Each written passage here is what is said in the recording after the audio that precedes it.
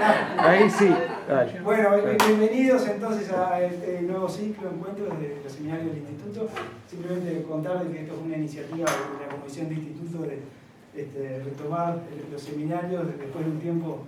No sé, Gonzalo de Paul si no está, pero bueno, después de un laburo que había estado haciendo durante varios años Gonzalo con el tema de seminarios, se dejó la comisión y bueno, tuvimos un tiempo ahí que no teníamos seminarios. Después surgió esta idea de arrancar con un formato un poquito distinto para volver a juntar a la gente. Nos designaron la MET a mí como comisión seminarios y bueno, propusieron que Leo nos acompañase y nos ayude en este semestre. Y bueno, ahora queda Leo es el jefe ahora. Lo primero que están en pésimas manos, lo quería decir, por un montón de cuestiones. Pero bueno, lo interesante de esto es el primero, lo hablamos un poquito, es esto que van a ver ahora, que hay una modalidad donde al clásico seminario en el Instituto de Física de la Facultad de Ciencias, donde había una persona que disertaba. La idea acá es que haya 2 disertantes por encuentro y que tengamos algunos minutos para intercambio, no solo que ustedes puedan hacer preguntas y todo eso, sino buscar puntos de contacto, discrepancias. Estábamos en el año electoral, una idea que habíamos manejado que fuera una especie de debate.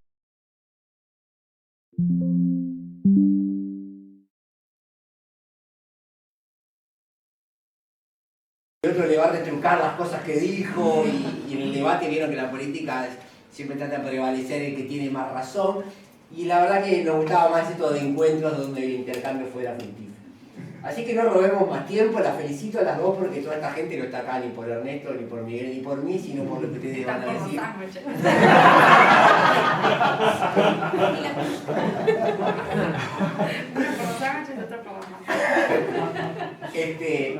Y bueno, vamos a empezar esto con la ciencia que hacen ustedes, que parece muy lejana, ¿no? Unas abarcan cosas muy distantes y enormes y otras muy pequeñas y por tan pequeñas tan distantes tal vez. Así que bueno, las escuchamos. ¿Quién va a empezar? Sí, Lucía designó que empiezo yo.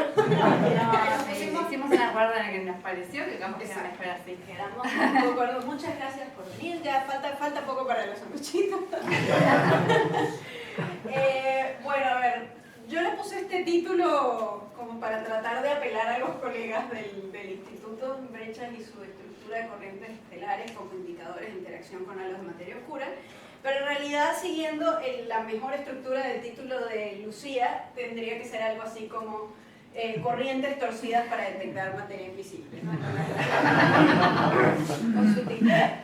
Y un poco para resaltar las cosas que tenemos en común. Entonces yo les voy a hablar un poquito sobre el marco o las preguntas que motivan la investigación que hacemos aquí en el Instituto de Física de la Facultad de Ciencias con corrientes estelares en la Vía Láctea desde una perspectiva observacional.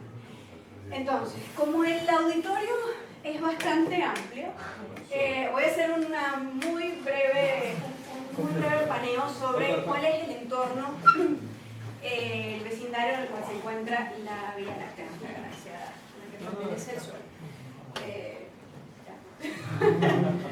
Bien, entonces, un poco esta animación les va a mostrar, empezar a andar.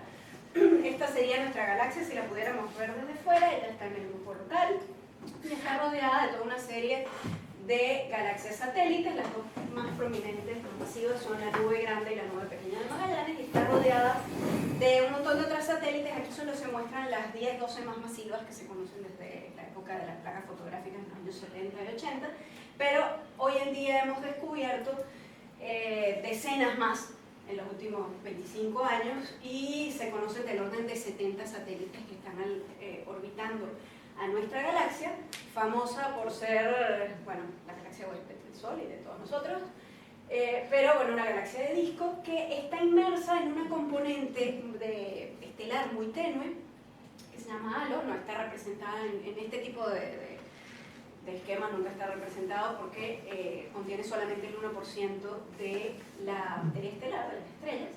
Contiene las galaxias satélites, cúmulos globulares que no están representados aquí, pero que están todos regados por ahí también, unos 200 cúmulos globulares.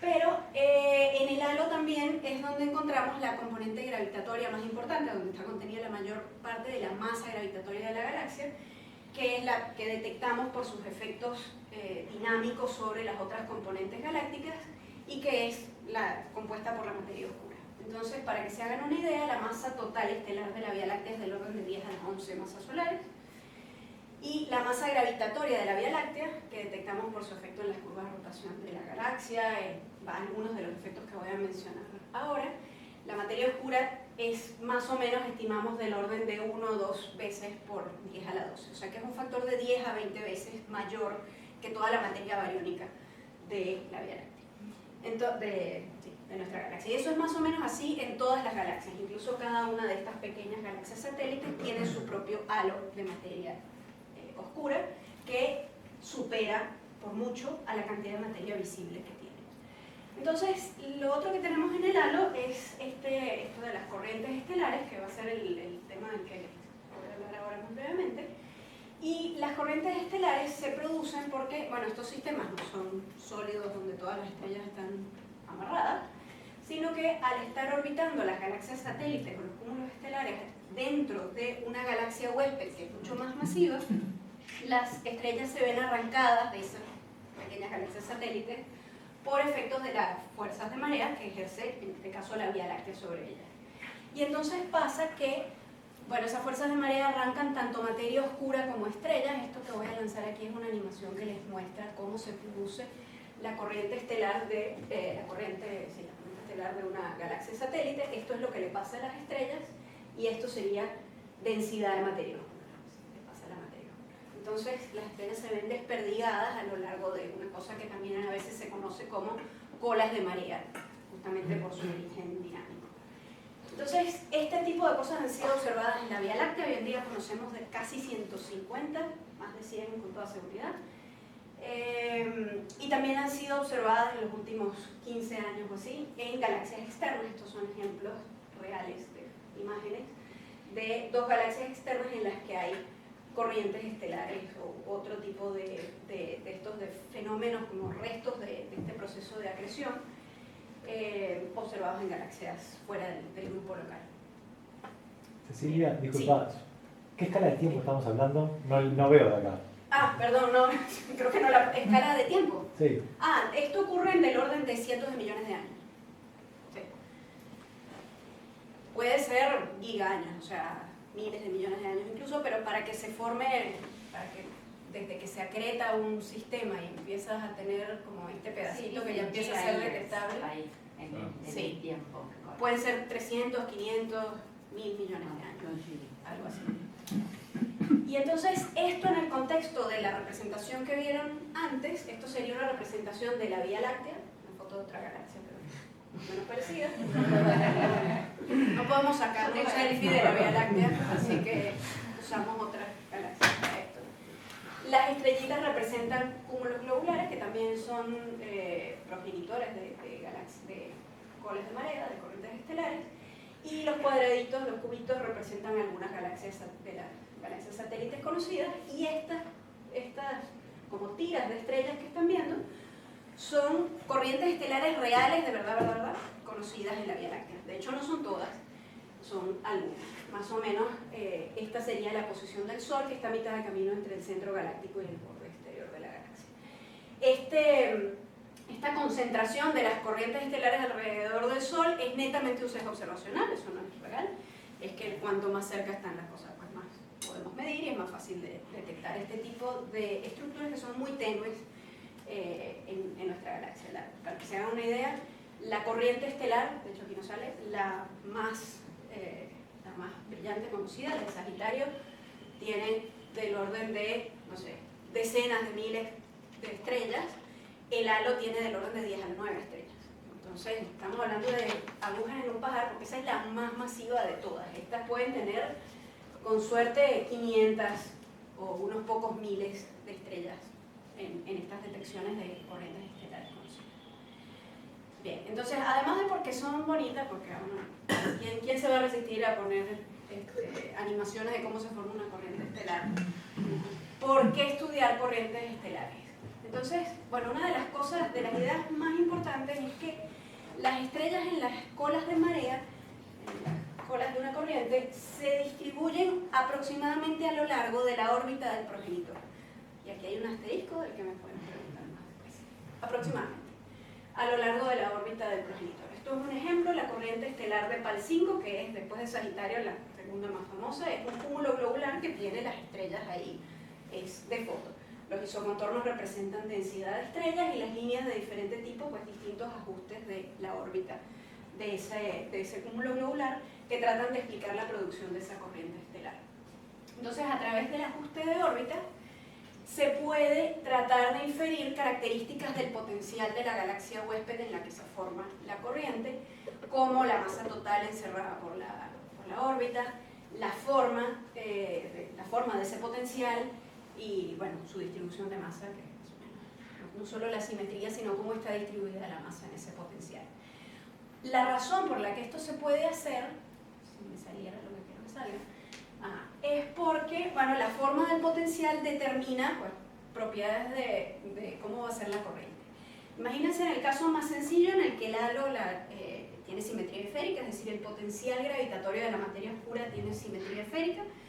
En ese caso pasa, física 1, el momento angular se conserva, y eso significa que las estrellas están siendo arrancadas de la galaxia, pero no de cualquier manera, sino que van a producir una corriente que va a ser totalmente plana.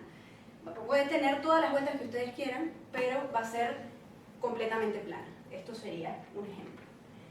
Si ahora el potencial, si ahora el potencial es axisimétrico, ya sea oblato o correlato en este caso, ahora el plano orbital va a precesar y entonces se complica un poco más la cosa. Aquí, por ejemplo, uno podría ver que hay como un plano preferencial y otro plano preferencial que tienen que ver con el plano instantáneo de la órbita en los momentos del pasaje pericéntrico, que es cuando se libera la mayor cantidad de estrellas en la corriente. Y por supuesto el caso general, que es el caso de un halo triaxial, que es como creemos que es la mayoría de los halos de materia oscura de las galaxias, en los que, bueno, ahora ya puedo tener, en cierto sentido, muchos planos que ajusten en distintas partes de la corriente. O sea, se pone más complicada la cosa. La idea es que, bueno, tratando con distintas formas del potencial, distinta masa total, distinta distribución de masas, uno puede ajustar la forma de la corriente y además cuál va a ser la distribución de velocidades a lo largo de la corriente. Otra de las cosas que uno puede hacer, esto es un ejemplo, voy a mencionar un poco rápido, la corriente estelar huérfana, Orphan Chenact se llama ahora. Esto es un mapa de densidad de estrellas en la corriente y la flechita denota en qué dirección está medida la velocidad de las estrellas en la corriente Orphan Chenact. Entonces, si esto que yo les digo fuera siempre completamente cierto, estas flechitas deberían ser siempre tangentes a la órbita, como lo son en la mitad derecha, que es la parte norte de la corriente estelar. Pero en la parte sur, ven que esto apunta hacia otra dirección. Bueno, lo que sabemos hoy en día es que aquí lo que pasó fue que esta corriente recibió una patada reciente de la nube grande de Magallanes, que sus órbitas pues pasaron cerca, y la nube mayor de Magallanes perturbó esta zona de la corriente y las velocidades quedaron desviadas. La estrella, esto fue relativamente reciente, también ocurrió hace como, no me acuerdo de memoria, pero como 600 millones de años, y entonces, eso es un poquito.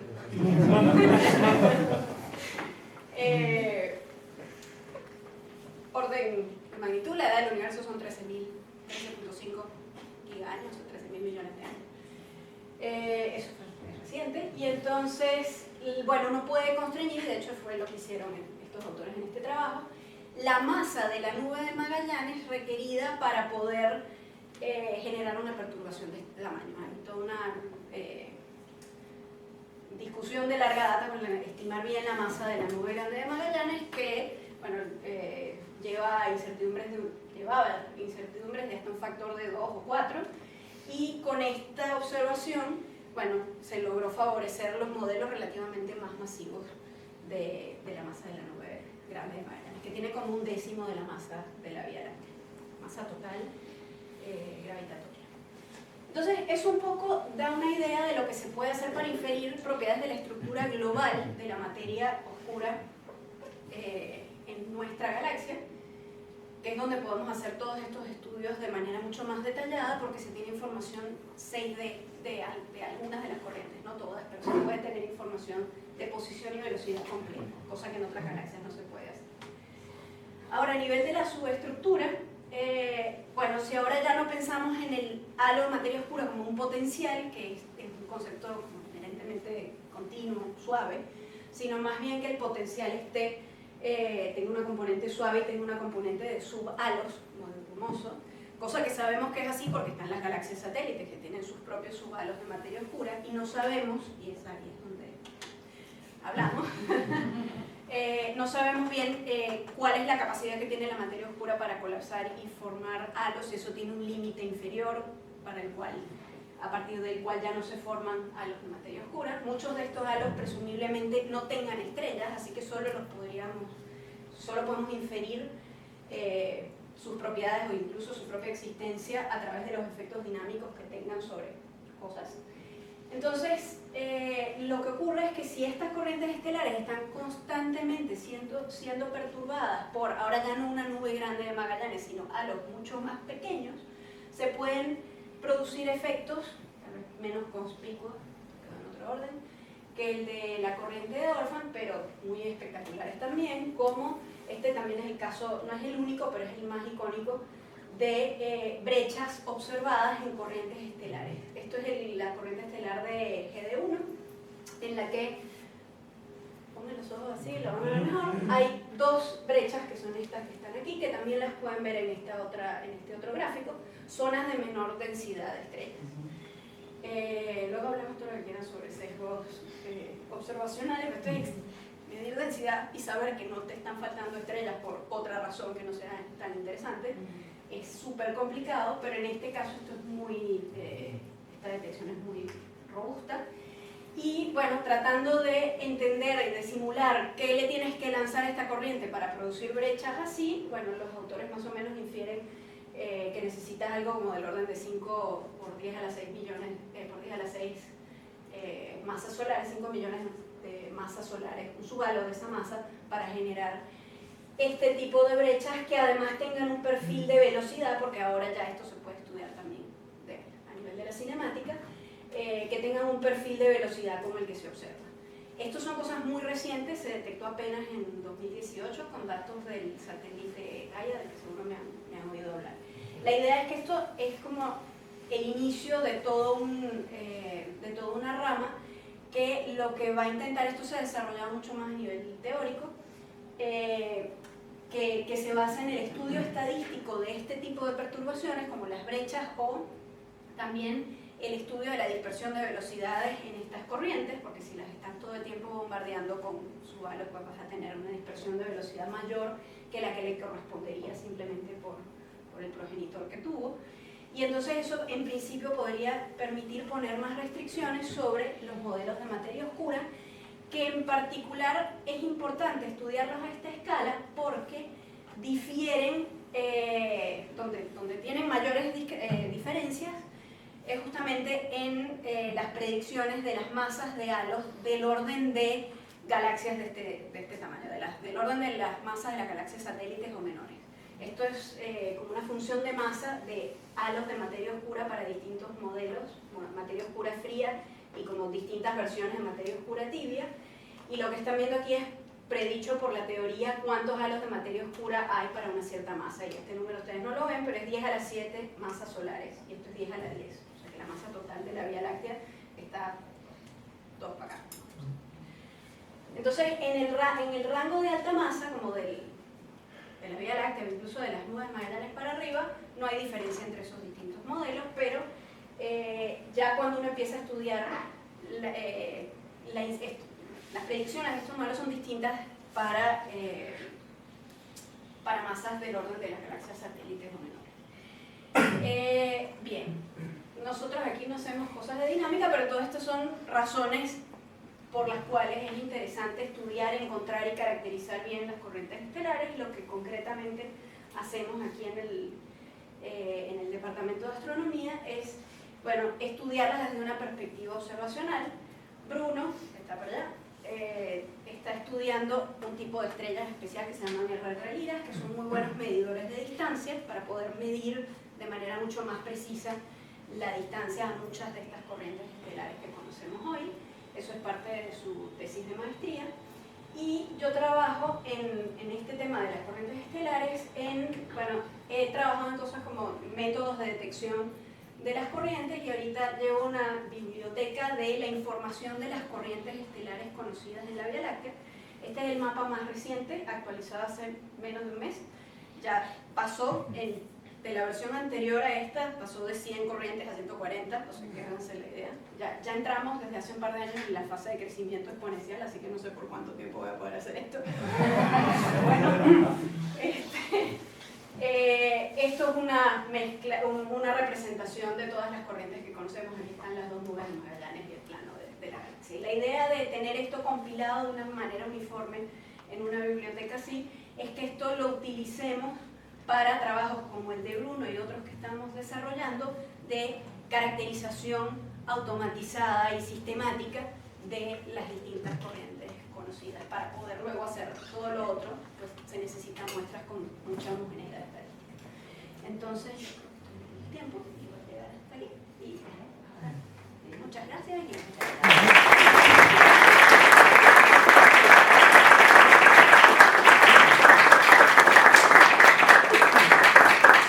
¿Alguien tiene alguna pregunta que quiera hacer ahora y piense que se la va a olvidar para el tiempo, digamos?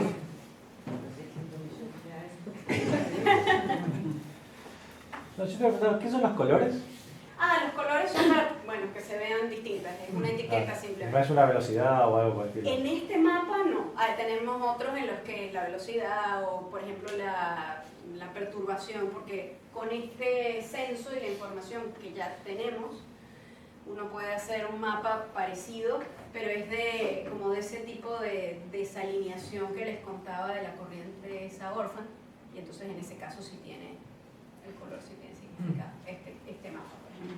Entonces, todo lo que es como morado quiere decir que está perturbado respecto del otro. Pero en ese otro no. ¿Cómo las identificas que sean independientes? No, esa es una de las cosas que queremos poder estudiar y que vamos a estudiar con Bruno, porque el problema de la completitud es importante. Entonces, el caso de esa corriente Orphan, que les digo ahora se llama Orphan Chenab, es porque, a ver si me acuerdo cuál es Orphan aquí, este es Sagitario, Orphan es esta azul. Se conocía un pedacito en el sur que se llamaba Chenab y otro pedazo en el norte que se llamaba Orphan. Con datos mejores que cubren todo el cielo se encontró que en realidad era toda la misma corriente. Pero eso es súper difícil. Así que de esas 140, no te sé decir qué porcentaje son la misma, pero ciertamente no son 140 diferentes. Sí.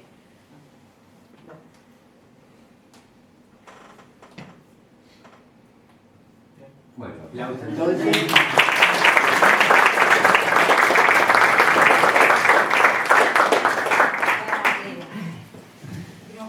Masacre mental. Ir a ver. Ahí va. Bueno, entonces, este es mi título marketinero. Lo mismo, todo va a ser más complicado de lo que parece, pero va a ser rápido. Así que, fotones torcidos para detectar partículas invisibles. Bueno, todos me conocen, ¿no? Soy Lucía Barte, trabajo en el Instituto de Física Teórica, en física de partículas, y hoy les voy a contar uno de los últimos trabajos que estoy haciendo con gente de Perú.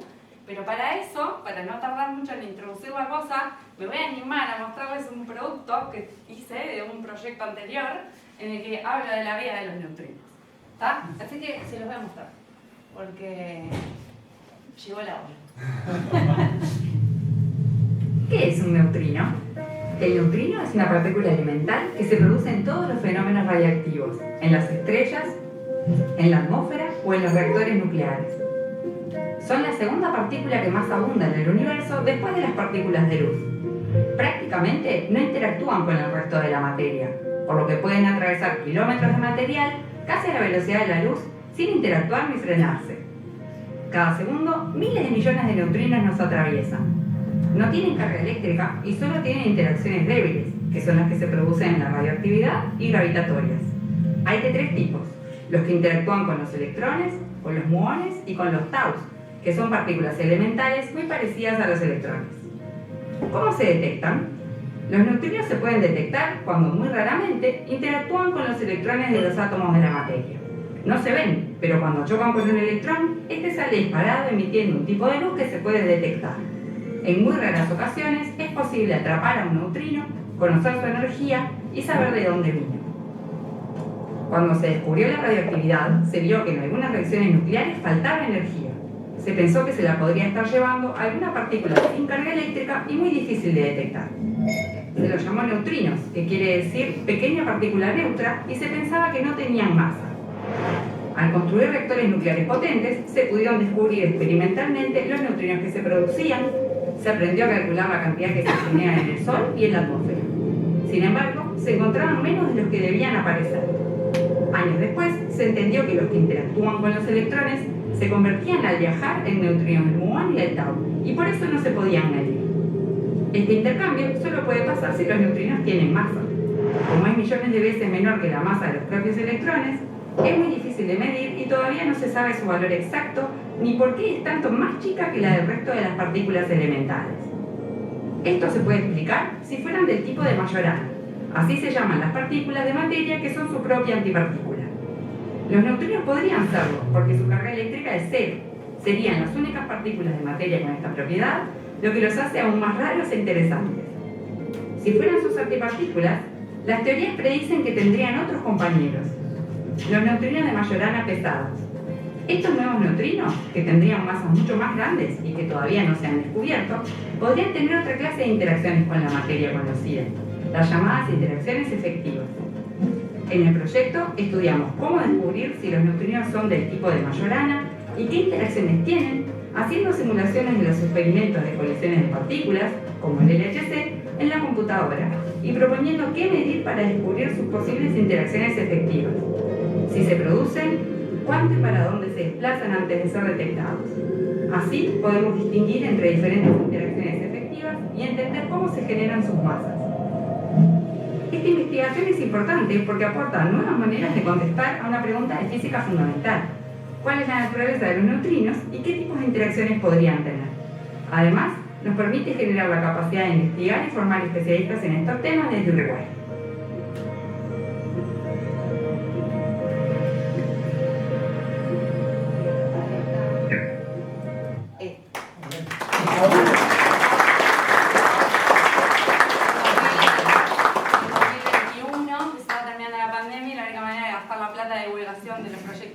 Era hacer videos, así que trabajé con la productora HUB y bueno, en este momento estaba Tomás y Gabriel, que son los estudiantes trabajando en el proyecto en ese momento, y bueno, ahí quedó este video. Entonces yo quería pasarlo porque es rápido, ¿tá? Así que todo el mundo entendió que hay neutrinos de Majorana pesados, y sobre ellos es que vamos a estar hablando un poco ahora, ¿sí? Ahora les cuento entonces qué pasa con los fotones tóxicos. Ay, no. Para. Avanzar. Ahí. Bueno, entonces, nada, vamos a tratar de usar el LHC, que es el colisionador de partículas que están dando en la actualidad. Todo el mundo sabe lo que es el LHC.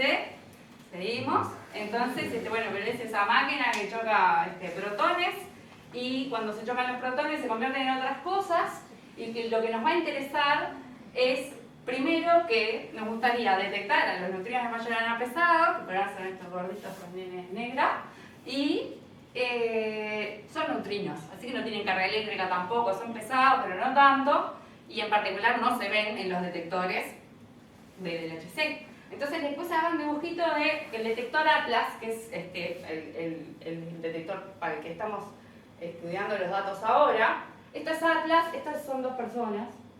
Es muy mal, pero 2 personas están ahí. Este es el tamaño del detector.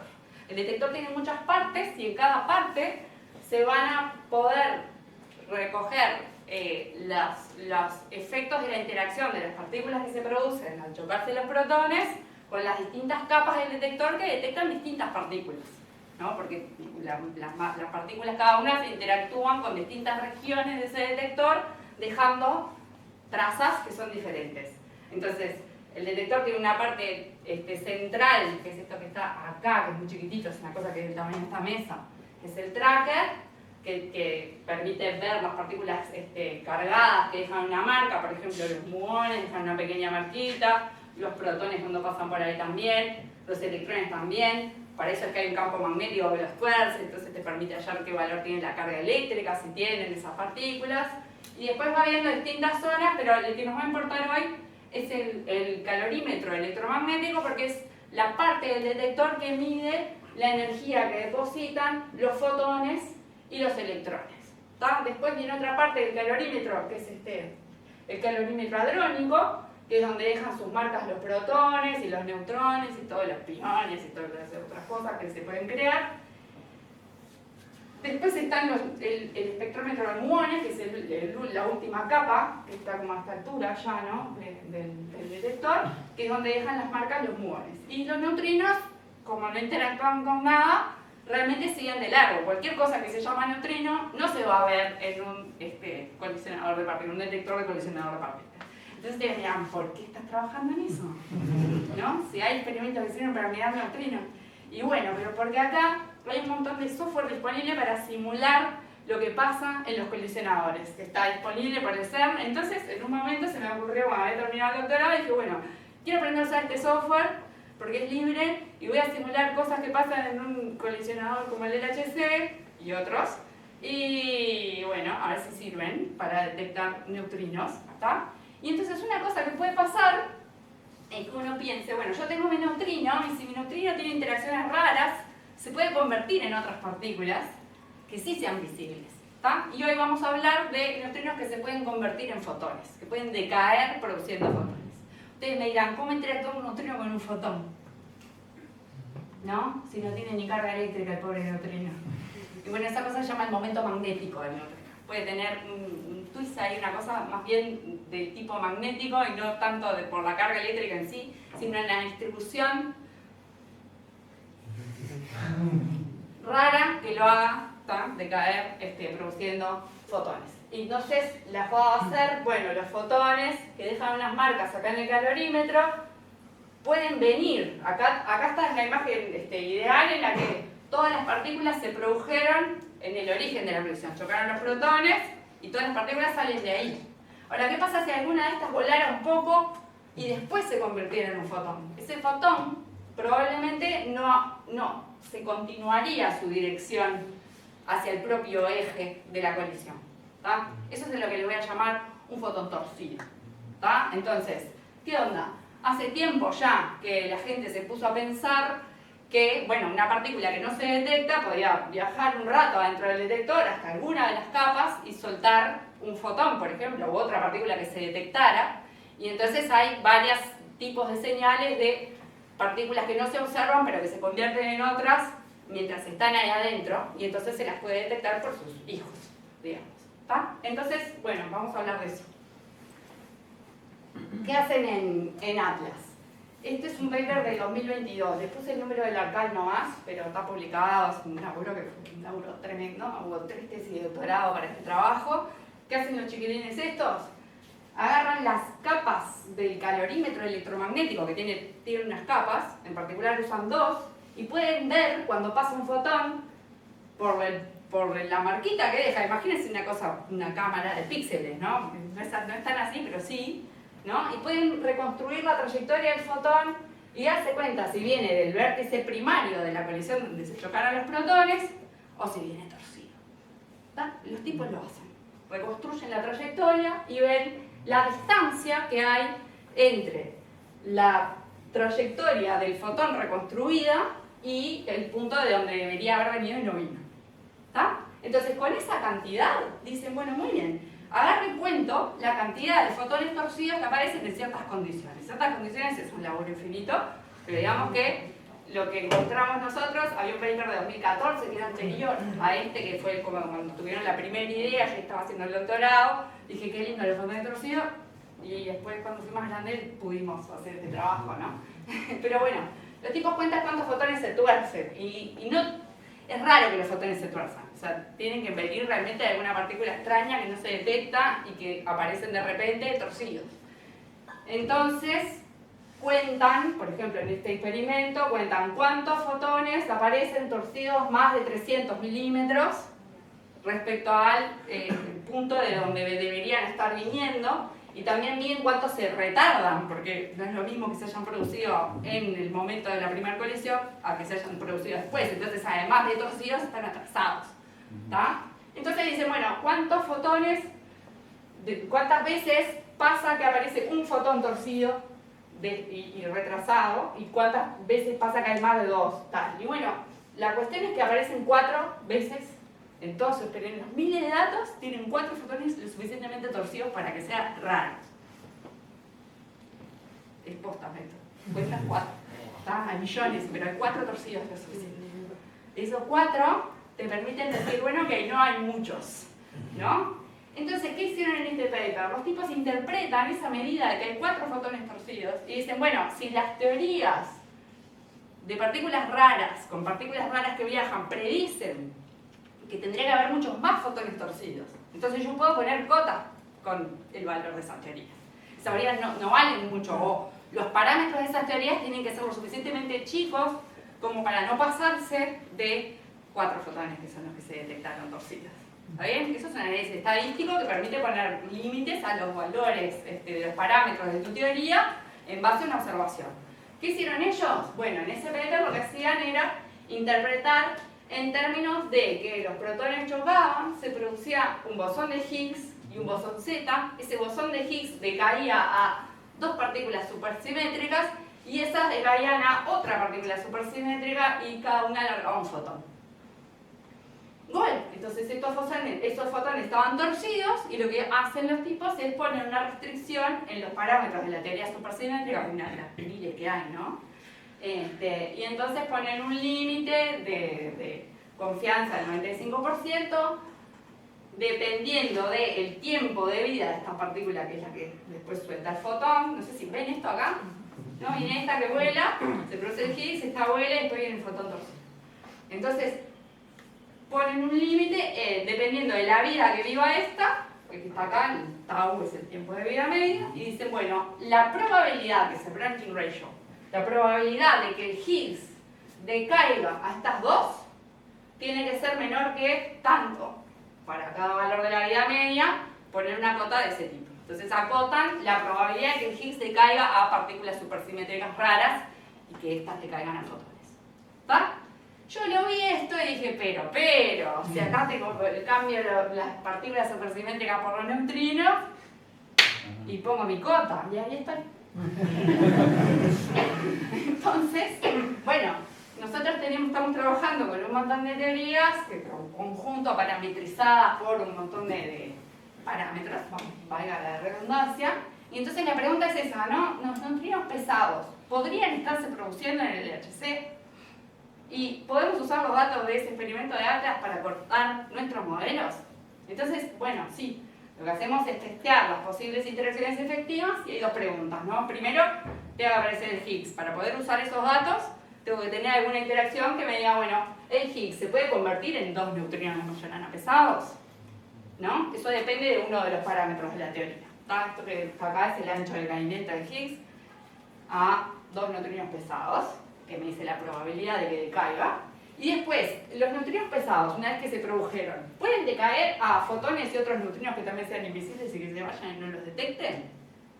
Bueno, eso depende de otro parámetro de la teoría.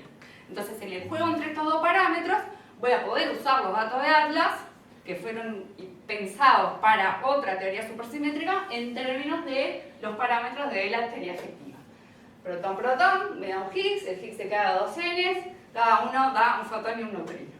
¿Cómo lo dibujo? Así, Higgs, primer vértice, depende de un parámetro, que es el parámetro violeta, se forman los Ns, cada decaimiento de los Ns a un fotón torcido y un neutrino que no se ve, depende del otro parámetro verde, y bueno, yo me lo imagino así, adentro del detector, ¿no? Tengo al Higgs que se produce, los 2 N que viajan, no los veo porque son neutrinos, y en algún momento aparecen fotones que están torcidos. Y bueno, agarro y hay un montón de ruido, ¿no? Hay problemas, esto no es tan fácil, pero la idea se las puedo contar. Entonces, obviamente, ¿cuánto viajan estos neutrinos antes de morir y convertirse en fotones? Depende de su vida media, entonces vamos a poder decir algo dependiendo de justamente cuánto vivan estos neutrinos para poderlos atrapar adentro del detector o no, o que se me vayan. ¿Está? ¿Qué hicimos? Bueno, agarramos, calculamos, primero simulamos, ¿no? Hacemos el experimento en la computadora. Nosotros podemos agarrar, chocar protones, hacer neutrinos, que los neutrinos decaigan, eso es re loco, se lo hacemos en la compu, increíble, pero sí lo hacemos. Y después analizamos esos datos y decimos, bueno, para nuestro modelo, nuestra teoría, ¿cuántos fotones desplazados, torcidos, predice nuestro modelo? Y bueno, el parámetro violeta determina cuánto va a ser la probabilidad de que el Higgs decaiga los neutrinos pesados, el parámetro verde nos dice cuánto vuela el neutrino pesado, si se produce, y cuánto se desplazan los fotones, cuánto se tuercen también. Uno tiene que agarrar la trayectoria del fotón, calcular la distancia entre una recta y otra recta, proyectar, hacer su cuenta, ¿tá? Eso es una cosa de álgebra lineal 1, ¿no? Que nos costó pila hacerlo, hasta que descubrimos que eso todo el mundo lo sabía. Pero después me pueden preguntar acerca de esto, porque hay anécdotas. Entonces, bueno, ¿cómo contamos el número de fotones torcidos? Bueno, tenemos que saber cuál es la probabilidad de que se produzca un Higgs, que eso se conoce en el modelo estándar, y después esto. ¿Cuánto es la fracción de veces que el Higgs podría decaer a los neutrinos pesados? ¿Y cuántas veces los neutrinos pesados podrían convertirse en neutrinos livianos y fotones? La hacemos la cuenta, lo sabemos hacer. Hacemos la cuenta, predecimos. Y entonces lo que hacemos es, como hay 4 fotones torcidos, ¿no? Nosotros podemos predecir para los parámetros de nuestro modelo cuándo nos pasamos de 4 o cuándo andamos bien con 4. Básicamente, ¿está? Esto es un análisis estadístico atrás, pero digamos que lo que estamos haciendo es eso. Y bueno, acá les puse los resultados para que vean, ¿no? ¿En qué termina un trabajo así? Termina en estos plots. Entonces, lo que nosotros usamos fueron los resultados de Atlas. Lo que ponemos es, dependiendo de la masa del neutrino pesado, hay 4, hay un 4 y un 5, ¿no? Tiene una diferencia de masas que son, no la sabemos la masa, entonces son parámetros de modelo, ¿no? Entonces, dependiendo de las masas y de cuánto es la probabilidad de que los neutrinos pesados se conviertan en fotones, que depende de este parámetro que era el verde, podemos poner regiones para las masas y este alfa que nos dan el máximo posible de la probabilidad de que el Higgs se convierta en el 4 y el 5, en los n pesados, ¿no? O sea que, dado esto y la masa de estos, ponemos una cota sobre el parámetro violeta. ¿Está? Bueno, y acá entonces tenemos estas regiones. Esta barrita me dice cuál es la distancia que viajan los neutrinos pesados. Acá viajan un montón, entonces como viajan un montón se me van del detector, ¿no? Viajan más de lo que dura el detector, entonces no puedo poner ninguna cota. Acá viajan muy poquito y entonces generan fotones que están poco torcidos y entonces no contribuyen a los 4 que estamos buscando. Y en el medio tengo curvas de nivel que me dicen cuánto vale la probabilidad de que el Higgs decaiga al 4 y el 5. Esta probabilidad se puede interpretar en términos del valor del propio parámetro violeta, que lo que dice es, bueno, cuánto es la interacción entre los Higgs y los dos Ns, ¿no? Es una interacción efectiva que podría existir o no. Podrían existir los Ns o no.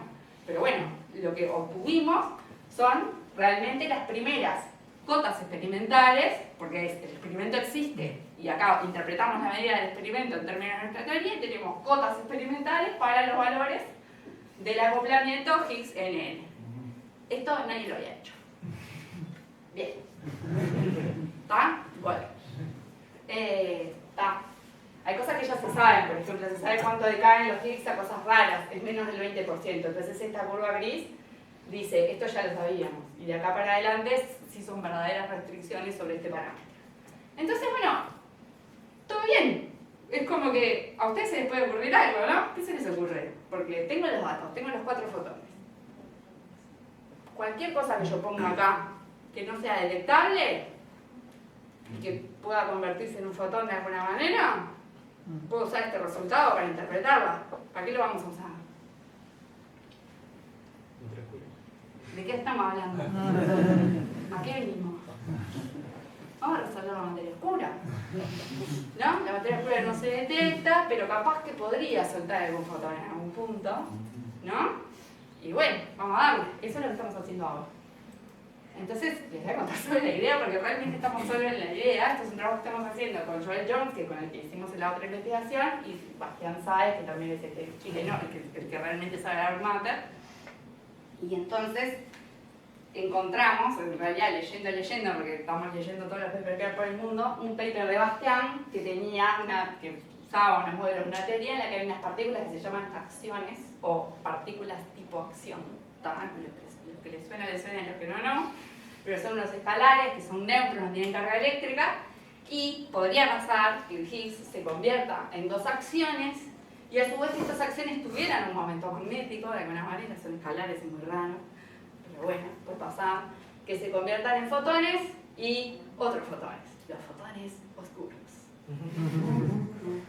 Hay teorías de dark matter que tienen estos escalares raros y fotones oscuros. Los fotones oscuros son el campo de Gauge, igual que el fotón, pero de otra simetría de Gauge o 1 parecida, que se agrega ahí, y estos tipos son oscuros, porque se supone que no se ven. Y entonces tenemos la misma situación, digamos, con estos fotones oscuros que no se detectan, y estos escalares que viajan un poquito y se podrían convertir en oscuro y visible. Y bueno, la idea es que lo que estamos haciendo ahora es hacer todo ese proceso de ver cuántos fotones torcidos daría esta teoría, dependiendo de sus parámetros de esa teoría, y tratar de usar los mismos datos del LHC que ya están interpretados en términos de supersimetría y ahora en términos de neutrinos mayores a pesados, para acotar este modelo de materia oscura, que es como uno de los pocos que están sobreviviendo, porque los modelos teóricos de materia oscura, que son partículas, tan bravos. Entonces, bueno, esto es todo.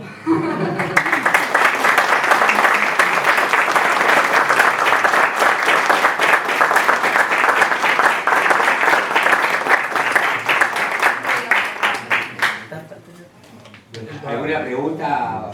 Sí, disculpa, una Sí. cosa. El trabajo anterior, el que te dio la idea, Sí, tenía alguna teoría.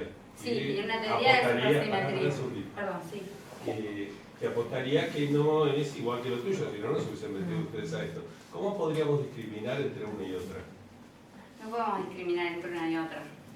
Podemos usar los mismos datos para descartar una y descartar otra en cierta parte de su espacio de parámetros, ¿no? Hay partes de ese espacio de parámetros que no puedes testear, porque son lo suficientemente débiles como para no predecir suficientes fotones torcidos como para que vos pongas un límite.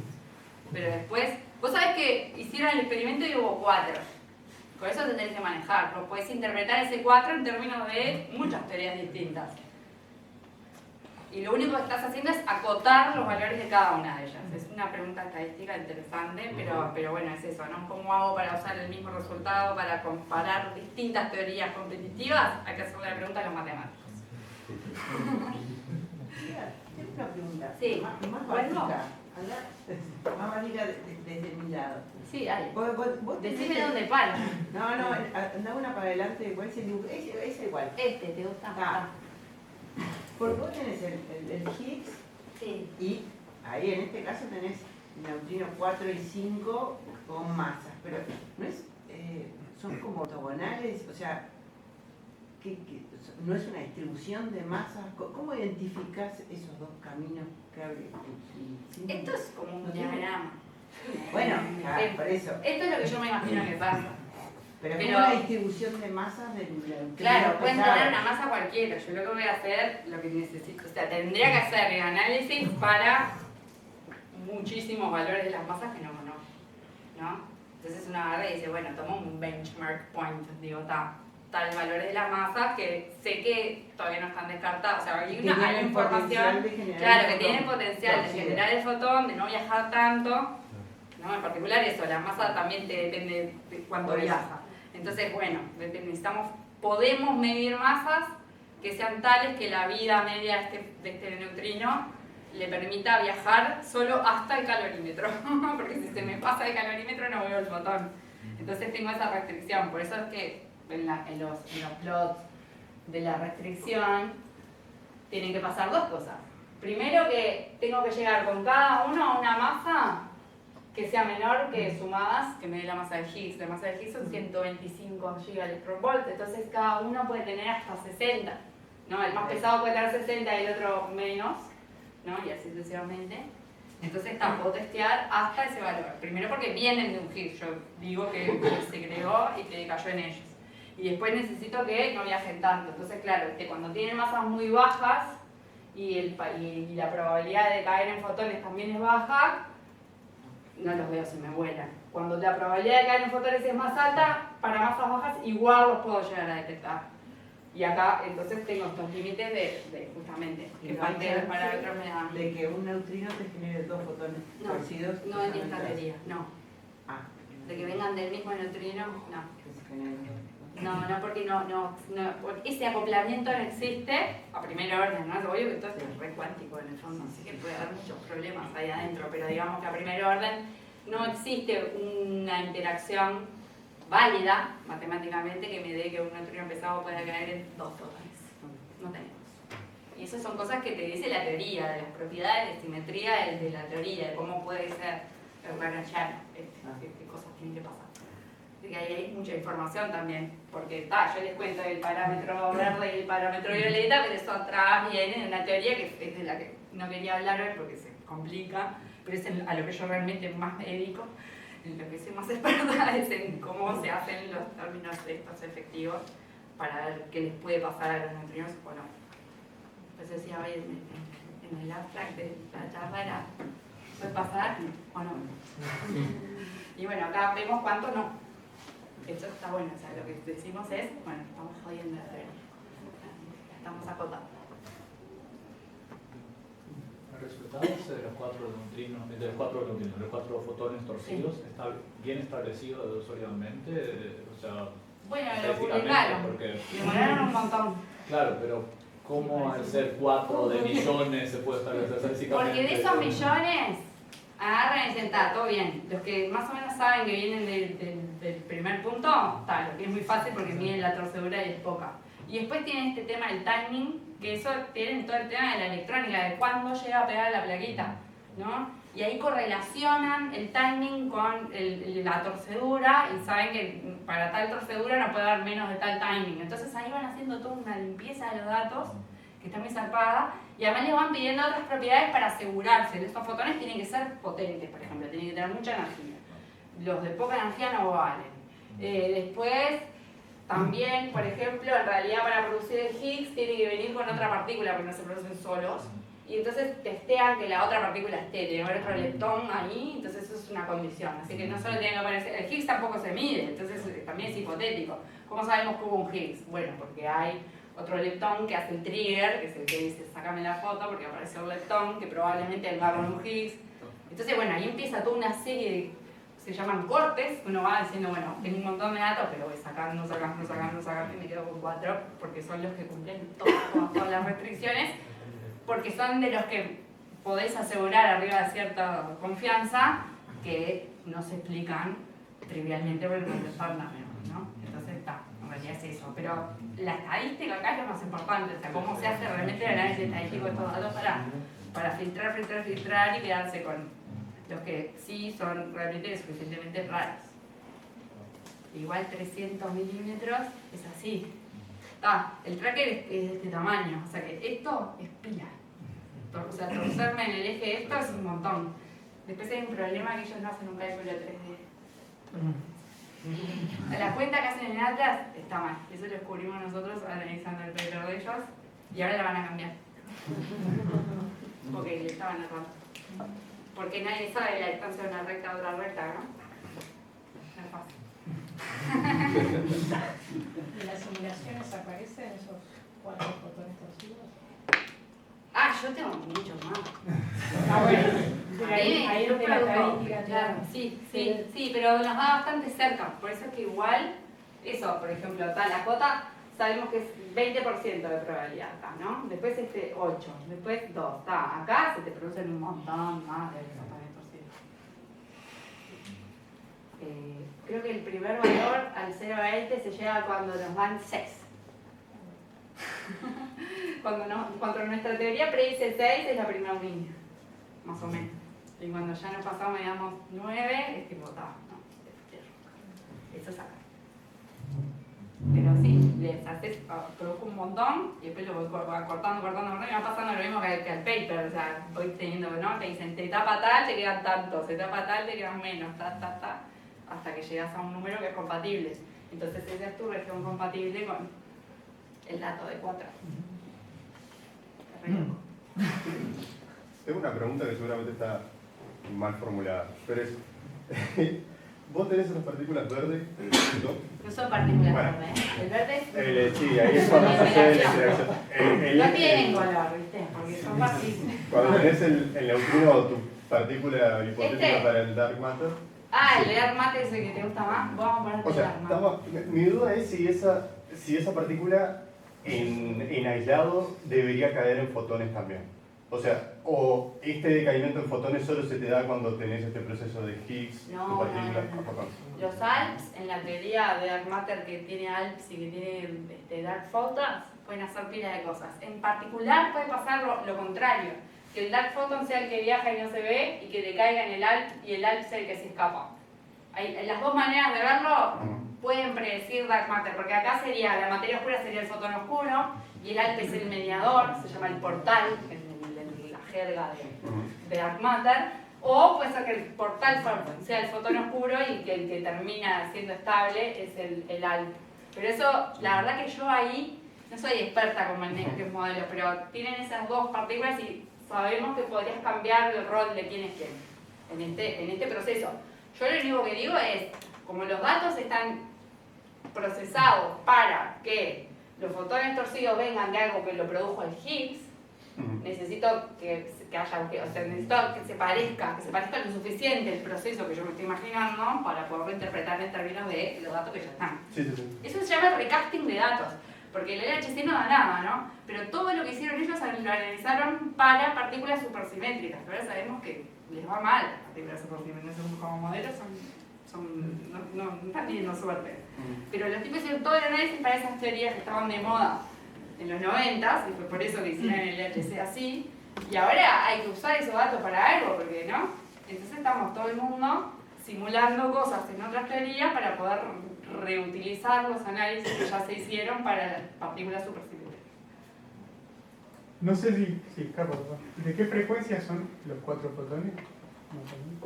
No les medimos la frecuencia, les medimos la cantidad de energía que depositan. O sea, no se sabe en qué rango de efecto están. No, son re gamma, o sea, son de muy alta energía. Claro. Son de muy alta. Pero yo te puedo decir que tienen un momento transversal que vale más de 25 gigaelectronvolt porque es la cosa que sí se le mide. Pero a color de idea, claro, ¿no? Pero están todos el recontra V. Sí, más bien. No se ven, en realidad. Se sienten. Pasamos un poco a la anécdota, lo que haríamos hablando ahora, todo esto, ¿verdad? Pero tratemos de fomentar esta parte del encuentro que planteábamos. La primera pregunta, no sé, a mí se me ocurre, ¿no? Para disparar. ¿Qué creen que es más probable? ¿Que algo de lo que ellos ven en esta simulación de los hadrones te sirva a vos para la materia oscura en las galaxias, o al revés, algo que vean desde la astronomía te sirva para ajustar estos modelos? O sea, ¿quién se enganchó más con lo que explicó la otra, digamos? ¿No? Y cuál ya dejó, no sé, empezó a ver una película en su cabeza porque nada de lo que decía tenía una aplicabilidad inmediata o posible para despertar preguntas, ¿no? Yo puedo responder con una pregunta. Una segunda pregunta. No, la pregunta un poco que yo tenía es, todavía quiero lograr hablar el mismo lenguaje. Entonces, en el contexto astronómico uno habla de teorías de materia oscura de cold dark matter, warm dark matter, ¿no? De materia oscura fría, tibia, no sé qué. Y en la tibia hay, bueno, distintas energías de la partícula que supuestamente es la materia oscura. ¿Tú tienes alguna idea de esto dentro de qué familias con esas etiquetas están? Mira, como no soy experta, no estoy segura. pero me parece que esto que decía hoy de cuál juega el rol, si el ALP es el que es la materia oscura o si el Dark Photon es, creo que ahí les pasa eso de que unos creo que son todos World Dark, creo que hay una opción que es World Dark Matter y otra en la que es Cold, pero la diferencia de lo que yo he escuchado más hablar son de cómo se produce la materia, si es por freeze in o por freeze out, que es como una cosa que es como la materia oscura queda porque había unas partículas que se estaban produciendo en cierta etapa del universo y después se enfrió lo suficiente y quedaron ahí porque no se produce más, que se encuentran cosas que chocan y producen la materia oscura, y entonces eso sería el freeze out, se quedan congeladas, y después hay otras que son las que se producen por el decaimiento de otras más, y entonces se van produciendo siempre y se van agregando, y esas serían las del freeze in, porque en realidad como que entra al fuego. En materia oscura, desde el punto de vista de partículas, lo que se hace es tratar de ajustar la cantidad de materia oscura que hay hoy. Entonces ahí voy a contestar a la pregunta de Leo, que es, primero que sabemos que la materia oscura está gracias a la astronomía. O sea que obviamente que lo que más sirve es la astronomía. No estamos diciendo nada raro. Obvio que la astronomía es el motor. Entonces está, primero. Y después, todos los modelos de Dark Matter pensados desde el punto de vista de que sean partículas y que sean partículas parecidas a las que conocemos, que tengan teorías de Gauge y todo esto, ¿no? Porque son pilas de restricciones, ¿no? Pero esas partículas, justamente lo que se hace es ver si se producen, con quién interactúan y cómo se pueden producir a partir de las partículas conocidas, cómo se generan, o si se generaron inicialmente y se convirtieron todas en partículas visibles y quedan tal cantidad o tal otra. Entonces, la densidad actual de Dark Matter y cómo se acumula y todo eso dice mucho de cómo es la termodinámica de estas partículas, de generarse y aparecer y desaparecer. Entonces esto está modelado en realidad por la ecuación de Boltzmann, que dice la termodinámica fuera del equilibrio, de eso, tener procesos en los que las partículas chocan y después se separan, bueno, eso se modela de esa manera. Lo que hay que hacer es tener un modelo teórico que tenga unas partículas y que le pegue a la cantidad de Dark Matter que hay ahora, a partir de decir cómo fue la génesis primordial en el Big Bang, de cuánta materia, qué campos existían en ese momento. Entonces es realmente un acto adivinatorio, porque vos pones tus partículas y después hay unos simuladores tremendos que dicen, bueno, resolvemos el sistema de ecuaciones diferenciales de Boltzmann acopladas entre todos estos campos para dar una estimación de cuánto es el Dark Matter que tendría que haber hoy en las zonas donde hay materia visible. Entonces eso es realmente lo que yo no hago, pero tal, nosotros los físicos de partículas estamos tratando de generar modelos que permitan eso, decir, bueno, hay algunas que se ven, unas que no se ven, ¿qué pasa? ¿No? Y después están los que hacen Dark Matter mismo, que son los que hacen toda esta resolución de la evolución temporal de la materia oscura, y lo que tratan de hacer es invocarle a todo lo que se conoce hoy de materia oscura, que no es solo la distribución. Sí, no solo ustedes tienen esas curvas que, claro. Sino también el espectro de... Eso se llama el espectro de cosmología, claro, escalas galácticas y subgalácticas, porque, bueno, ves que las masas que yo les decía, el escenario en el que tú puedes distinguir entre esas distintas teorías está en una escala local, no escalas cosmológicas, que son las en las que se miden las otras, porque claro, la densidad global, el momento angular, y todo el tema de la distribución, ¿no? Lo que mide el WMAP o ¿cómo se llama? El telescopio el Taiwan Planck, eso también hay que invocarle a eso, pero digamos como que la primera cuenta, lo que hacen los físicos de partículas es eso, como tratar de decir qué partículas había en el momento del Big Bang y cómo fue que algunas desaparecieron, los dejaron de ver, quién interactuó con quién para que haya ahora partículas que no se detectan pero que sí tienen interacción gravitatoria, como para explicar la densidad y la distribución y de todo el Dark Matter de la vuelta, y está lejos la cosa, ¿no? Pero bueno, ahí vamos. Yo tampoco soy experta en esa parte, pero creo que las cosas, bueno, cada quien va como cuando hicieron el túnel, ¿no?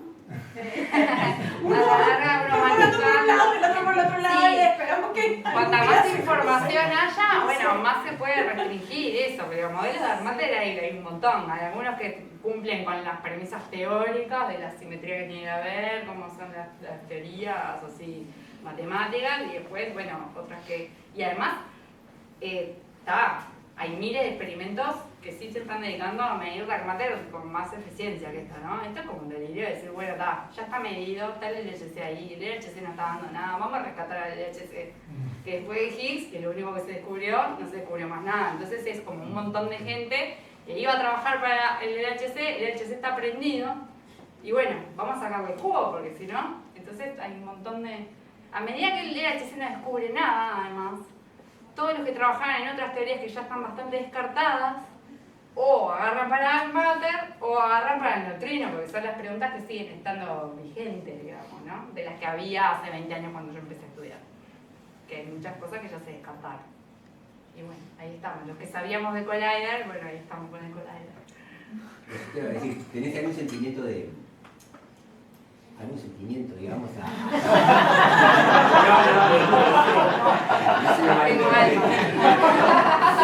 Yo siento que me hiciste como una especie de truco que me quisiste empezar a hablar de tus neutrinos gordos y pesados, pero realmente conectaste y concentraste la atención cuando hablaste de la materia oscura, digamos. Porque está de moda. Entonces, por eso, si tenías algún sentimiento, porque si mal lo entendí, tu pasión original estaba para detectar esos neutrinos gordos. Sí, sí. Y toda la gente te hace preguntas, la materia oscura, y se pone todo el show, se parece el universo, y la partícula que te...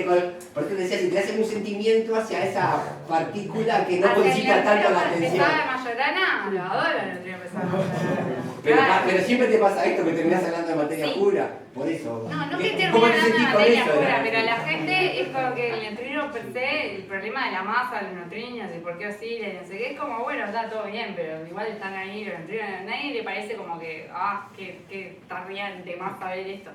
Me cuesta mucho. Compañeros, ¿no? Siempre que voy a una charla para el grupo de teoría de campos, me juzgan porque digo, no es fácil de trabajar para el neutrino Majorana pesado. Está muy restringido también, ¿no? Pobre neutrino, pero es como la mejor solución para el problema de la masa de los neutrinos. Entonces lo seguimos queriendo. Pero bueno, hay neutrinos pesados que podrían ser candidatos a materia oscura. Eso ahora ahí tienen problemas, pero hay como maneras de acomodar la teoría de los neutrinos pesados para que ellos sean la materia oscura. Bien. Y ahí hay gente que trata de rescatar a los neutrinos pesados para ese fin que sería como más loable, porque como que las teorías si no resuelven todas las cosas, no valen, ¿no? Si es como, claro, tiene que servir para todos los problemas. Está bueno, no, capaz que no. Vamos tratando de aprender de a poco sobre algunas cosas. Y bueno, pero sí pasa eso, que la gente como que no trabaja en eso, quiere que tu teoría resuelva todas las preguntas abiertas a nivel estándar. Y eso es difícil, ¿no? Pero sí puedes aprender en una dirección y otra dirección que también esté buena, y después decir, bueno, lo que tiene bueno esto y esto, capaz que se pueden juntar en algún modelo más grande, ¿no? Y entonces ahí está la gente tratando de pensar cosas que respondan a más preguntas, pero claro, no es que tú tenés el ticket ganador y vas a resolver todos los problemas. El Higgs estuvo bueno, por ejemplo, porque el Higgs solucionaba un montón de temas que estaban en la base del modelo estándar y si no aparecía era un problemón. Y el problema fue que apareció y había otro montón de Higgs que también estaban buenos y quedó el Higgs estándar que es como el más choto. Yo trabajé en mi juventud en otras maneras de que el bosón de Higgs fuera distinto, y al final no fue distinto, eso es una nada. Me están filmando. Sabía que iba a pasar. Bueno, un bajón. Bien, perspectivas, por ahí en una de las diapositivas, perdón, que sea medio viejo, ¿no?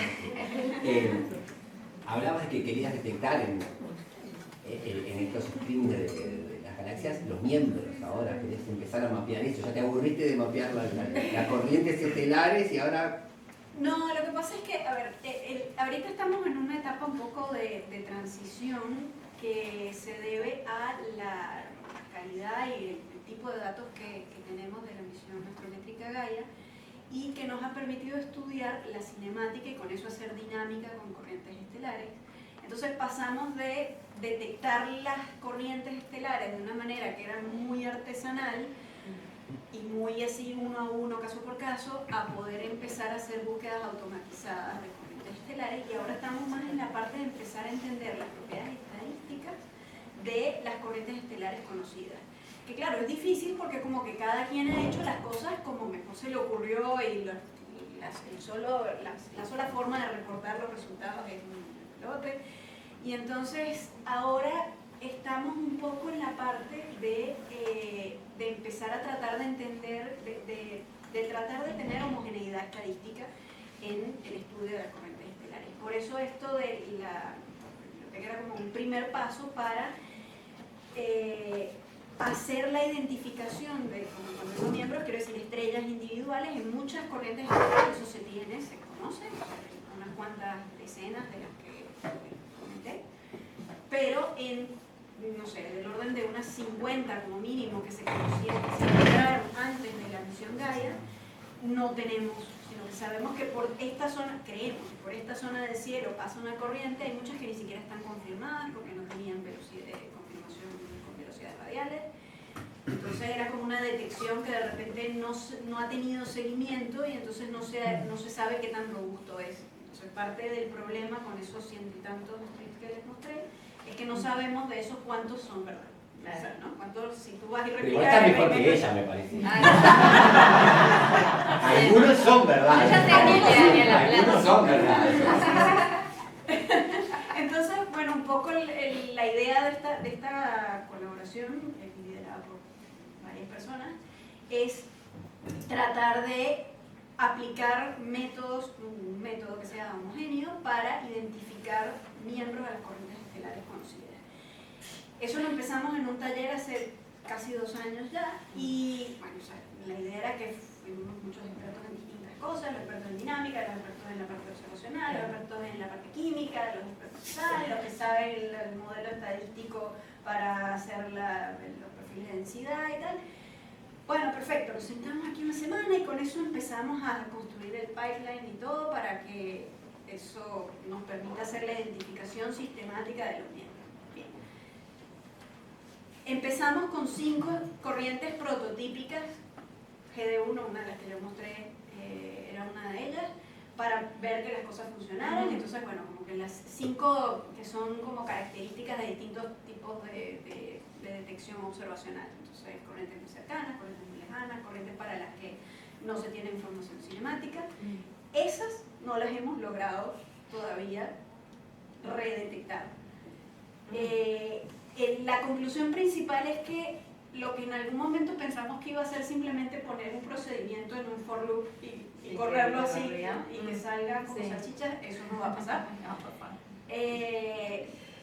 No es un problema de un grupo, es que tú sientas a varios expertos en una cosa y tratas de ir a uno le da una cosa y otro le da otra y no encontramos y sí encontramos. Entonces todavía hay una etapa de que va a ser de, bueno, hay que sentarse con cada corriente a mirar la cosa de forma detallada una por una y con eso pues ir construyendo ese atlas, pero eso es un esfuerzo de la comunidad. Entonces, sí, un poco estamos tendiendo a tratar de ahora hacer ya no tanto estudios detallados, que son muy útiles para muchas cosas, sino ahora estudios a nivel de población y de poder caracterizar las propiedades de ahora el sistema de corrientes estelares, no solo, o sea, hacerlo con las corrientes estelares individuales es difícil, pero cuando uno trata de entender las cosas a nivel de sistema se puede hacer un poco el loco con cosas que de repente no te cuadran. Si estás estudiando con una, más vale que te salga perfecto. Pero si estás estudiando 100, uy, ¿no? Se puede aprender algo sobre lo que está, en este caso, la materia oscura, el potencial de regresión. Si uno no dice eso, no vende nada. A nivel de estudiar ensambles, ¿no? Conjuntos de corrientes y no solamente corrientes individuales. Entonces, las dos avenidas son útiles, las dos, hay mucha gente trabajando en eso, pero... Y eso es lo que hacemos todos, porque en realidad creo que ahí hubo un salto conceptual que para mí me gusta como destacar, que cuando uno empieza a tener muchos datos, puede cambiar la manera en la que piensa las cosas, ¿no? Entonces, hace 20 años cuando yo empecé la carrera, había modelos de física de partículas que tenían tales partículas con tales propiedades, que explicaban tal problema y que eran muy detallados, se sabía mucho del modelo, ¿no? Las partículas supersimétricas son unas, tenían como muy claras las propiedades que tenían que tener, Y después había otros que cambiaban un poquito y este no es el mismo porque en realidad hay algo que era un poquito distinto y tal. Después en un momento con el LHC se tienen tantos datos que en realidad el análisis tiene que ser estadístico y en realidad se empezó a pensar, mismo con el propio modelo estándar, en, bueno, qué cosas se podían corregir y ahí se generó como esta idea de las teorías efectivas en las que se parametrizan cientos de posibilidades de teorías que son realmente distintas en cuanto a qué contenido, qué materia hay, cómo interactúa y tal, pero que se parametrizan en términos de operadores que dan interacciones entre grupos de partículas, grupos de campos. Y entonces se empezó a analizar así, como muy grueso, y no partículas, no teorías especiales con un contenido muy específico de qué partículas son, quién puede interactuar, sino que puede pasar a cierta escala de energía que las interacciones sean unas, que las partículas que existen sean unas, y lo que yo veo de teorías que son distintas en la concepción, la cosa que se puede observar es la misma. Y esto es lo que está pasando acá con este ejemplo, ¿no? Tengo los Stardust Matter, tengo los neutrinos pesados, tengo el propio modelo estándar, tengo las teorías supersimétricas y todas dan el mismo observable. Entonces las puedo agrupar y decir, bueno, ¿pasa que hay algo que no se ve que interactúa con el Higgs y que después puede caer en un fotón? Eso sirve para testear un grupo muy grande de teorías, que pueden ser muy diferentes en su origen, pero que ¿no? se va haciendo como un análisis agrupado, digamos, parametrizado por cosas gruesas, para obtener información cuando tenés muchos datos y poder ver, bueno, esta pregunta queda descartada, tiene sentido o no, ¿no? Y entonces en realidad es por eso que se pueden reusar los datos, porque se entendió que el análisis tenía que hacer un poco más grueso, digamos. Y eso es muy importante. Yo me acuerdo cuando hice mi doctorado, no hace muchos años, la gente estaba enojada, porque yo decía, bueno, estas teorías yo no sé qué son en el fondo. Tengo esta interacción. Y me acuerdo Pablo Bueno peleándose porque decía que no tenía sentido, porque eso para qué problema servía. Y bueno, si no sabemos, chiquillos. Es como re difícil. Decirle, gente, acá no sabemos nada. No me vengas a hablar de tu teoría, Charles Simon, no sé qué, porque está bien, es una más de todas las teorías que pueden ser o no. Pero antes había como un valor de la matemática en sí misma. Y eso como se fue como cambiando el paradigma, y eso está bueno también, ¿no? Que las teorías se inventaban para resolver pila de problemas y tal. Bueno, ahora no sabemos. Entonces, bueno, dale, vamos a medir y después usemos la información de los datos. Es como re importante eso. Ahora, discúlpame, ¿no? Cuando tú estás parametrizando y a partir de los datos que conoces, eligiendo esos parámetros, ¿no corres el riesgo de secar la teoría? Obvio. Por eso es que hay que saber estadística. Es lo mismo que estábamos hablando hoy. No, pero... A ver, yo te puedo proceder. Para. Yo te puedo seguir Sí, la seguimos afuera. Sí, se va a hacer curva. Se lo va a ir con un polinomio si quieres. Se nos va, porque tenemos, como es el primero, trajimos a comida abundante. Voy a pasar. Por eso te digo, corte grueso y después en cada edición que sigue válida, bueno, uno puede profundizar y ahí sí ver, bueno, discriminemos todo lo que cayó en esta bolsa, podemos distinguir con otras propiedades y eso también se hace. Pero digamos que, bueno, para avanzar hay que empezar así. Bueno, yo pido un aplauso para nuestras dos disertantes.